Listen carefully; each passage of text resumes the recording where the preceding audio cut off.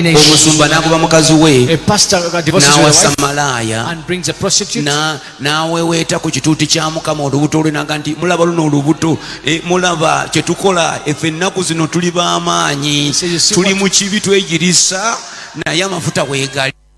we are in sin, but the anointing is still here. Omanya There you know, eby'omuzzo biringizidde mu kkanisa. abomination has entered the church. Omuntu bwaddira ekitabo kya Bayibuli n'akyokya If a person can hold the Bible and burn it kubanga akikyawa because he hates it, okumugamba for it to tell nti you omukazi takubanga mukyala we that a man should not divorce a wife okuggyako nga waliwo obwenzi. unless there is adultery. Ono n'agaana nga tewaali bwenzi, There is no adultery committed. tewaali kintu kyonna bwe kityo. There is nothing of that sort. Bayibuli yeegamba etya? What does the Bible say? Era bw'oli mugoba And if you divorce tomugobye nti yayenze, and it's not out of naawe adultery, ogenda kuba ogenda mu bwenzi obulamu bwo bwonna. you too, you will be entering into adultery for the rest of your life. Baana eyo ye Bayibuli, Children of God, that's the si ye Bible. Bayibuli. Isn't it the Bible? Tosobola kuba mukazi You cannot divorce your wife kubanga simanyi yalwala, because she got sick, simanyi yakola atya, because she had an issue takusanyusa. that she doesn't make you happy. Omukazi atakusanyusa kitegeeza gwe naawe tomusanyusa. A woman that does not make you happy means you too don't make her happy. Kitwala babiri okuyomba. It causes two for you to quarrel. Kanti nze oyo